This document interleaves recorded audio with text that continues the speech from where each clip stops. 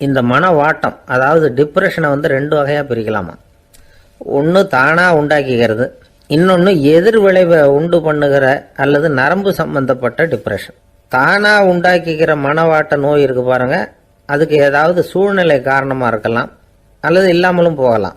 மூளையில் வந்து டொப்பாமைன் அல்லது செரட்டோனின் இதோட அளவு வந்து குறையும் பொழுது இந்த டிப்ரெஷன் உண்டாகுது. இதுக்கு ஓரளவு பிறவி காரணங்கள் கூட இருக்கலாம், குடும்பத்தில் வேற சிலருக்கும் வரலாம்.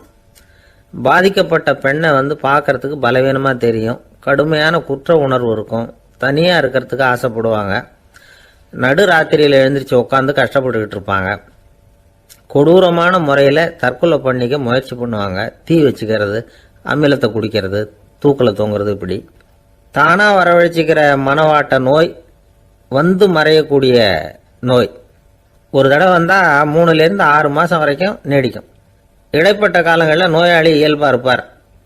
எதிர் விளைவை உண்டு பண்ணுகிற அல்லது நரம்பு சம்பந்தப்பட்ட மனவாட்ட நோய் எப்படின்னா, கணவன் மனைவி மாமியார் மருமகள் இப்படிப்பட்ட உறவு முறை பிரச்சனைகள், தோல்விகள், எரிச்சல்கள், ஆபீஸ் பிரச்சனை, இப்படிப்பட்ட சூழ்நிலையால் உண்டாகிறது.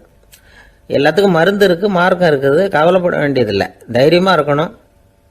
உளவியல் மருத்துவம் இதுக்கு ரொம்ப உபயோகமாக இருக்கும். சில பெண்களை பாருங்கள், அவங்க எதுக்கும் அலட்டிக்கிறது இல்லை.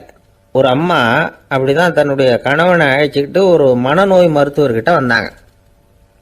டாக்டர், எங்கள் வீட்டுக்காரர் திடீர்னு ஒரு மாதிரி ஆயிட்டார், வித்தியாசமாக நடந்துகிறார். எப்படின்னா, இவர் தன்னையே ஒரு ஒட்டடை பூச்சியாக நினச்சிக்கிட்டு இருக்கிறார். அப்படி நினச்சிக்கிட்டு தன்னுடைய தலையாலேயே வீட்டில் உள்ள ஒட்டடையெல்லாம் தொடச்சிக்கிட்டு இருக்கிறார் அப்படின்னாங்க. எவ்வளவு நாளாக அப்படி இருக்குதுன்னு கேட்டார் டாக்டர். 1 வாரமாக அப்படி இருக்குது அப்படின்னாங்க அந்த அம்மா. அப்படின்னா முன்னாடியே ஏன் அழைச்சிட்டு வரல அப்படின்னு கேட்டார் டாக்டர். வீடு பூரா சுத்தமாகட்டுமேனு பார்த்துக்கிட்டு இருந்தேன் டாக்டர் அப்படின்னாங்களாம் அந்த அம்மா.